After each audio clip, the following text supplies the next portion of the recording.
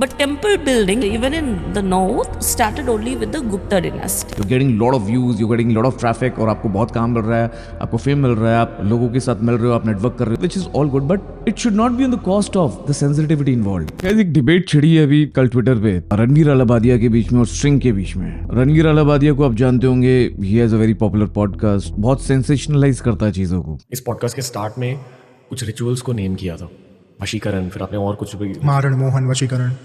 हर ritual का नाम लेकर शॉर्ट में समझा दीजिए कि क्या होता है उसमें। और स्ट्रिंग अपने विचारों के लिए जाना जाता है, अभी यूट्यूब से उसका चैनल हटा दिया गया था कुछ टाइम पहले, और हिंदुइज्म और सनातन धर्म का प्रचार करता है स्ट्रिंग। कई जो दकियानुसी बातें होती हैं जो हिंदू रिलीजन को डाउन करने के लिए कही जाती हैं और बताई जाती हैं, स्ट्रिंग उसका विरोध करता है। lot of people going against Sadhguru saying that he invented some devi who is not there in scripture. Hell with you, man. Then how do you explain the Naga sadhus? They are complaining that he is doing his own marriage rituals and which is not there in the tradition and the process. I'm telling you, I've been to that marriage. It has been conducted in such a powerful way. Not even a single flower is being wasted. You look at the marriages outside. People throw this akshanta from a distance. It falls on the cameraman. It doesn't fall. That is not a practice. Outside is totally ruined. Sadhguru is cleaning it and conducting it in a very powerful way. So they're telling him he cannot do the marriage rituals. Yeah, all that is sense. People cannot take it because they are soaked in nonsense. और इन दोनों के बीच एक बहस हुई। क्यों? क्योंकि एक podcast का एक शॉर्ट वायरल हुआ जो रणवीर के ही चैनल पे है। उसमें जो उनकी पॉडकास्ट में जो गेस्ट आई, मालविका बिनी, जो कि अपने आप को प्रोफेसर बताती हैं, हिस्टोरिकल ज्ञान उनको बहुत है, ऐसा उनकी प्रोफाइल बताती है। वो आई इस पॉडकास्ट में, ये दोनों बात कर रहे थे साउथ इंडियन टेम्पल्स और साउथ इंडियन रिलीजन हिस्ट्री के बारे में। उसमें ये जो शॉर्ट वायरल हुआ है उसमें मालविका जी कह रही हैं कि जो हिंदू टेम्पल्स हैं वो एग्जिस्ट ही नहीं करते थे गुप्ता डायनेस्टी से पहले। Because we kind of assume timelessness to temples, but temple building, even in the north, started only with the Gupta dynasty. Before that, if you look at religion, you have the Vedic religion. You had the yagas and the yagnas, and they did not require a temple. Got it. Gupta dynasty, if you know, it goes back to 3rd century, which is about 300 CE, all right?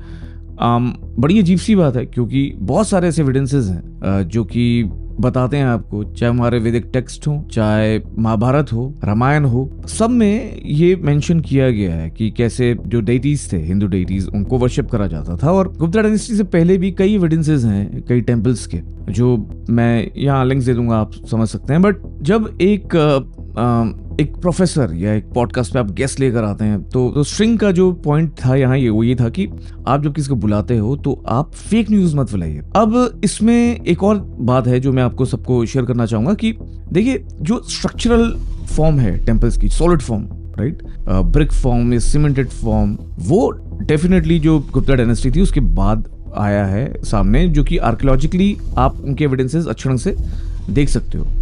But ऐसा नहीं है कि temples नहीं थे उससे पहले। इस बात में कोई दो राय नहीं है कि जो हिंदू कल्चर है वर्शिप का, वो एंशिएंट टाइम से है, वो वैदिक टाइम से है। उस समय लोग sacred groves, open air alters या सिंपल श्राइन्स में भी पूजा करते थे, वर्शिप करते थे, जो कि कई बार वुड की बनी होती थी। उसका मतलब ये नहीं है बिकॉज वुड प्रिजर्व नहीं होता इतने सालों तक कि ऐसा होता नहीं था, या गुप्ता डायनेस्टी से पहले वर्शिपिंग नहीं होती थी, टेम्पल्स में नहीं होती थी। टेम्पल्स का स्ट्रक्चरल फाउंडेशन डिफरेंट था। जो स्टोन और ब्रिक के टेम्पल्स हैं गुप्ता डायनेस्टी के बाद बने होंगे, जिसका एविडेंस आपके पास है, पर उसके पहले तो जहां गुप्ता डायनेस्टी ने क्लासिकल टेम्पल आर्किटेक्चर को पॉपुलर बनाया, पर उसका मतलब ये कतई नहीं है कि गुप्ता डायनेस्टी से पहले टेम्पल्स एग्जिस्ट ही नहीं करते थे। तमिलनाडु और साउथ इंडिया में संगमेरा के टाइम पर भी वर्शिप साइट्स और सिंपल श्राइन्स का जिक्र मिलता है। देखिए, दोनों साइड्स की अगर बात करें तो मालविका का पॉइंट वैलिड है कि गुप्ता डायनेस्टी ने टेम्पल आर्किटेक्चर को इंस्टीट्यूशनलाइज किया, पर उन्होंने अगर क्लियरली ये पॉइंट एम्फसाइज किया होता कि वो आर्किटेक्चरल एडवांसमेंट्स की बात कर रहे हैं तो ये कंफ्यूजन होती नहीं। दूसरी तरफ स्ट्रिंग का पैशन वैलिड है, बट एक पब्लिक डिबेट को मुझे लगता है कि रिस्पेक्टफुल तरीके से अगर करें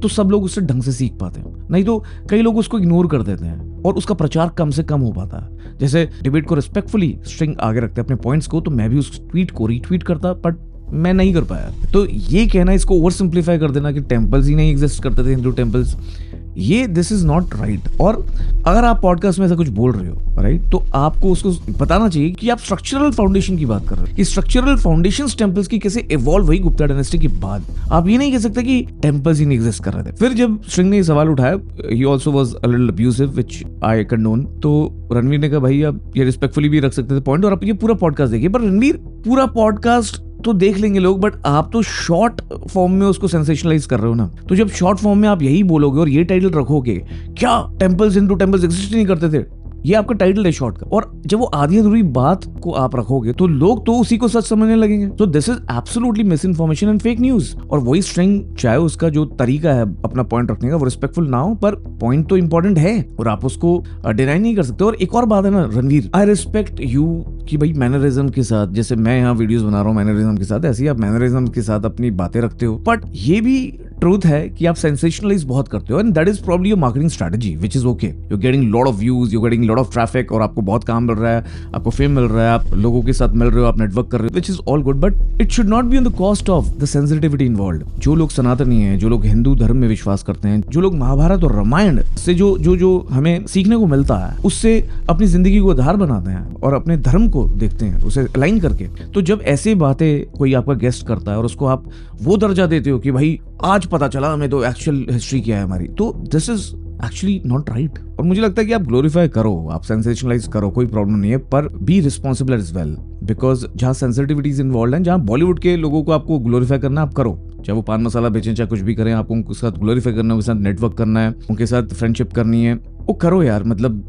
कोई टेंशन नहीं है। बट जहाँ लोगों की आस्था इन्वॉल्व है और सेंसिटिविटी इन्वॉल्व है, उसमें थोड़ा सा you have to be responsible and ensure कि कोई भी आपका जो भी कंटेंट है वो आप वैलिडेट करें, वेरीफाई करें, जिससे मिस इन्फॉर्मेशन स्प्रेड ना हो, फेक न्यूज स्प्रेड ना हो। That is what I would say. String अगर ये बात और अच्छे ढंग से रखता, रैशनली रखता, अब्यूजिव ना होता, तो इस चीज को और क्रेडिबल ढंग से लोग और फैलाते। I would have also forwarded his tweet और retweeted his tweet, but looking at the language and specially marking the prime minister of India, वो भी सही नहीं है। और एक बात बड़ी इंपॉर्टेंट है, रणवीर को भी समझनी और मालविका बिन्नी को भी समझनी, जो अपने आप को प्रोफेसर कहती हैं, कि हिस्ट्री को, जिसमें इतनी सारी सेंसिटिविटी इन्वॉल्व है और इतनी कॉम्प्लेक्सिटी इन्वॉल्व है, उसको ओवर सिंप्लीफाई नहीं करना चाहिए। एक लाइन में, एक पॉडकास्ट में इतिहास को आप एनालाइज नहीं कर सकते। तो गाइस ये था मेरा पूरा पर्सपेक्टिव। ये जरूर है, लेकिन मेरा मानना है कि हिस्ट्री को ओवर सिंप्लीफाई करने के बजाय एक पॉडकास्ट में हमें उसकी लेयर्स को समझना चाहिए। टेम्पल्स गुप्ता डायनेस्टी के बाद और कॉम्प्लेक्स बने, पर उनका